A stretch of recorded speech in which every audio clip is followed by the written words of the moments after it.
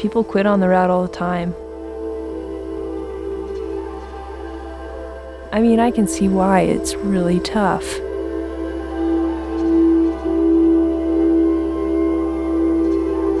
If I complete it with the focus I have, I'll probably break the record.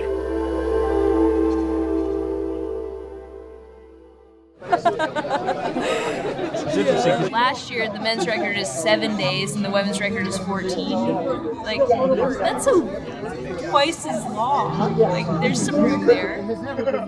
It's almost not even considered a race. It's not a sanctioned event. It's a gentleman's agreement to show up, ride your hardest, 750 miles to the end. The trail's the Arizona Trail, and it crosses the state from the Utah border to the Mexican border. It goes through pine forest, and eventually you end up in the desert, go through the Grand Canyon. It's all different climates.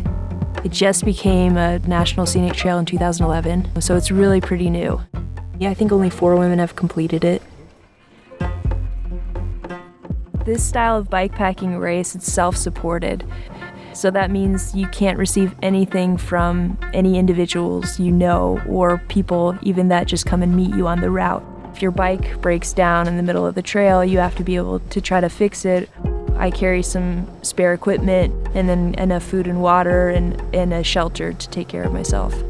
No knife, no sunscreen. Really? No I never wear sunscreen, it's bad.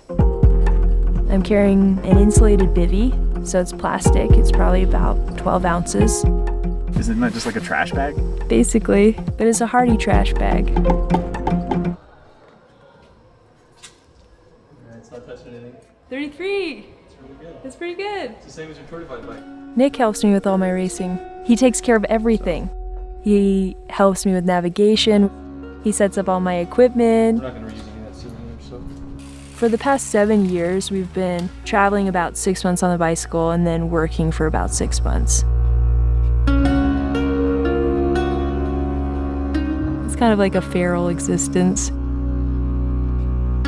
I started racing this past April. We were riding a route in Israel called the Holy Land Challenge, and it was an 850-mile mountain bike bikepacking race. Everybody kind of thought I was a joke. I was wearing tennis shoes and spandex shorts, and I went out the first day, and by the end of the first day, I was 25 miles ahead of the next guy.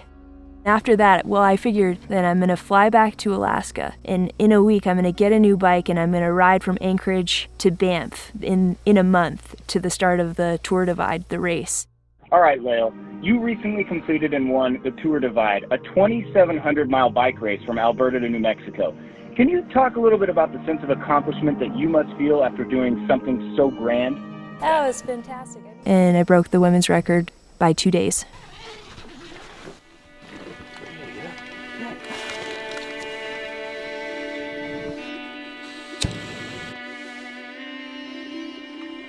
Do you wish you were going out to ride right now? Not really. You want to race? Yes. Okay, so I get like advantages, like all the muffins. There's not enough muffins for both of us to race to Mexico. How we got? 5:24. You want to get even number? Or you want to go? Let's go. Okay. So you set the clock, you decide when you're gonna start, and then you record the time when you finish. In this race, there's no entry fee and there's no prize to win. It's just about being out there and riding fast.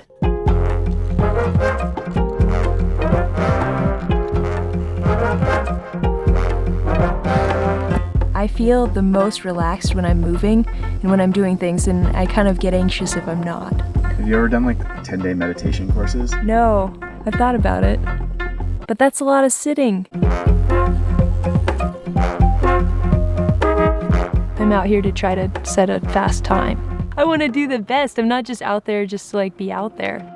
Basically, I just look like a crazy person, racing around, buying a bunch of junk food and taking off on my bike.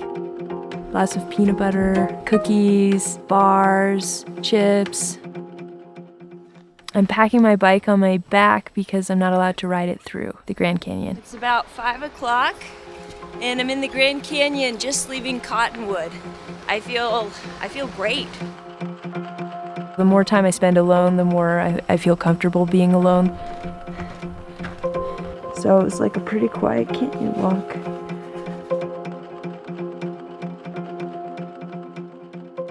So the second day I was on my way to Flagstaff and I was feeling great, but I started hearing my voice wheezing as I was breathing. Progressively through the afternoon, my throat just kind of closed up. I rode like crazy mad, and I am at Snowball up at 9,000 feet, descending to Flagstaff. Felt really, really good, but unfortunately, I'm starting to get really sick.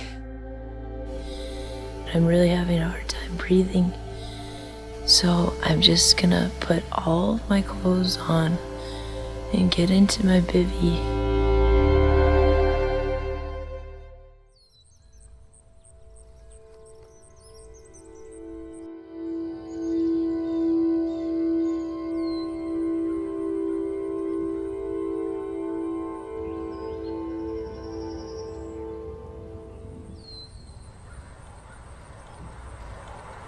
I want to ride fast.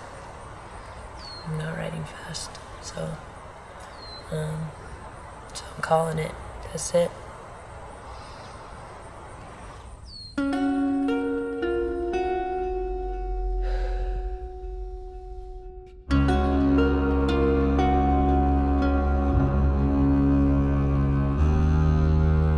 The racing's just a sport.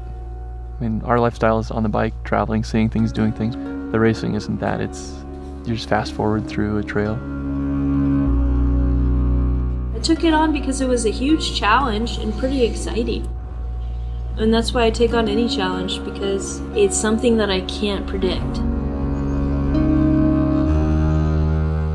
I mean, cause some level of shame and some level of maturity and some level of looking forward, which is what I'm doing now. Yes, I'm going to race again. I'm racing the Trans Am next June, and I'm really looking forward to it. I think it'll be a badass race, and I think it's a classic, racing across America.